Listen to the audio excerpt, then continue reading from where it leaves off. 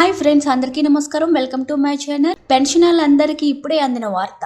దీనికి సంబంధించిన complete details అయితే ఈ వీడియోలో తెలుసుకుందాం ఫ్రెండ్స్. వీడియోను పూర్తిగా చూడండి, అలాగే తప్పకుండా లైక్ చేసి ఛానల్ అయితే సబ్స్క్రైబ్ చేసుకోండి. సబ్స్క్రైబ్ చేసుకోవడం వల్ల ప్రభుత్వం నుంచి వచ్చే ముఖ్యమైన అప్డేట్స్ అన్ని కూడా ముందుగానే మీకు తెలియజేయడం జరుగుతుంది ఫ్రెండ్స్. ఇంకా లేట్ చేయకుండా వివరాల్లోకి అయితే వెళ్ళిపోదాము. ఉద్యోగుల పెన్షన్ కేసులో జరుగుతున్న జాప్యంపై దృష్టి సారించిన కేంద్ర ప్రభుత్వం ఉద్యోగులకు నిర్ణీత సమయానికి పెన్షన్లను అందజేయాలనే చర్యలు చేపడుతుంది.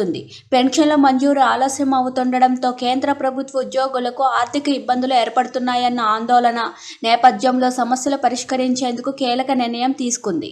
కేంద్ర ఆర్థిక మంత్రిత్వ శాఖకు చెందిన central board of indirect taxes customs office memorandum జారీ చేసింది. సిసిఎస్ రూల్ 2021లో పేర్కొన్న నిర్ణీత కాల వ్యవధిని అనుసరించాలని ఆదేశించింది.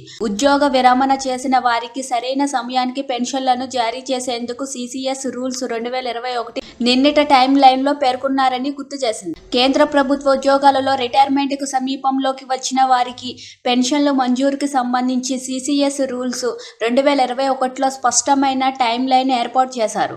ఈ నిబంధనల ప్రకారం ఉద్యోగి రిటైర్మెంట్ అయ్యేందుకు ఏడాది ముందే సర్వీస్ రికార్డుల వెరిఫికేషన్, పెన్షన్ మంజూరు పనులు ప్రారంభించాల్సి ఉంటుంది.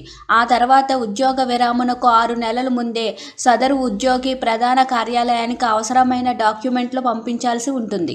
వాటిని పరిశీలించిన హెడ్ ఆఫీసు, పెన్షన్ అకౌంటింగ్ ఆఫీసులకు రిటైర్మెంట్కు 4 నెలల ముందే పెన్షన్ కేసులను పంపించాలి. ఆ తర్వాత 1 నెల రోజుల ముందే పెన్షన్ అకౌంటింగ్ ఆఫీసులు పెన్షన్ పేమెంట్ ఆర్డర్ జారీ చేసి వాటిని సెంటర్ల పెన్షన్ అకౌంటింగ్ ఆఫీసులకు పంపించాల్సి ఉంటుంది.